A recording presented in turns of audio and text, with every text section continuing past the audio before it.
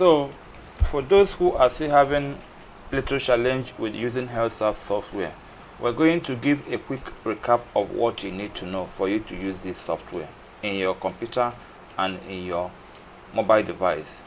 So to start with, you click on your Chrome browser, you select Chrome, you type health, then serves.org, you click enter on your keyboard.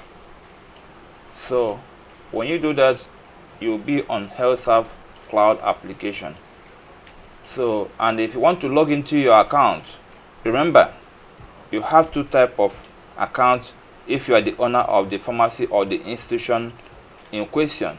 So if you want to attend to patient, remember you are going to log into your professional account. And to demonstrate that, let's proceed with login. So for me to log in, I click on login. So when I arrive on login page, I will go ahead and put my professional user ID. And if you're a pharmacist, you're going to have a user ID that will be like the one I'm using right now, which is PHA. But when you're logging into your institutional account, for instance a pharmacy, you're going to be PHY. You don't use PHY to attend to your patient. PHY is only used to manage operation in a pharmacy, but not to attend to patient. Anytime you want to attend to patient, log into your professional account and then you can see the interface to attend to patient. So let's go ahead and do that. And put in your password. The password must be correct. If it's not correct, it will not allow you to go beyond this page, because it cannot allow you to proceed because you may be going to the wrong account. So you must provide the right password. So once you have done that, you will see that your user institutional ID will come up automatically.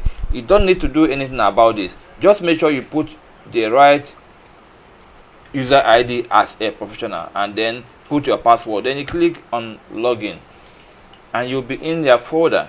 And once you're in your folder, if you want to attend to patient, you click on attend to patient.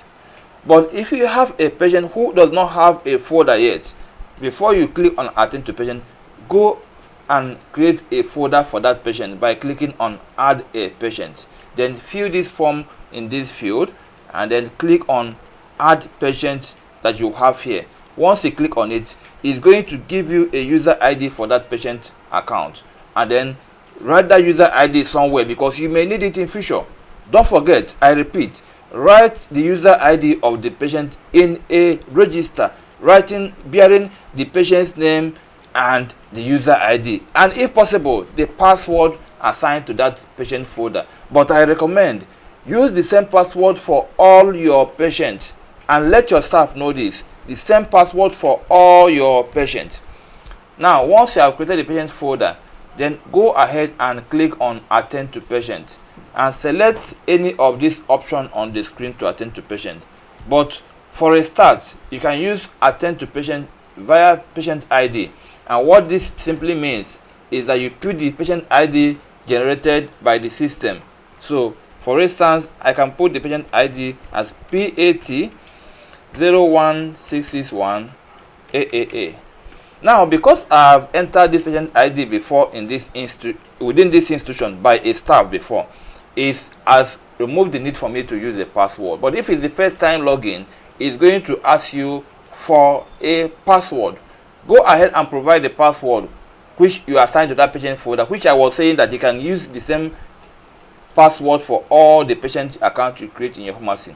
Once you do that, you click on verify and you're going to retrieve the patient folder. And once in the patient folder, you will see this create new record. This is where you start to create new documentation. But before we do that, you can take a look at what is already in the folder, which is what we are looking at here. So once you are done reviewing what is in the folder, you now go ahead and create more documentation depending on what you are doing for the patient. So any tool you have here is available for you, and to use them, you simply click on clinical clerking tool, and this helps you to gather all the information you need to know about the patient to provide them individualized clinical service. So you go ahead and feed this clinical clerking tool. And how do you do that?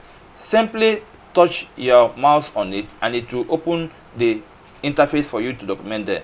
Likewise, this, it will open the interface for you to document. So document all that you want to put in the system. But most importantly, it's important as pharmacists for us to capture the vital signs where necessary, like the blood pressure if you are giving antihypertensive drug, the temperature if you are giving anti-malaria, and as much as possible you can also gather other vital signs as much as possible.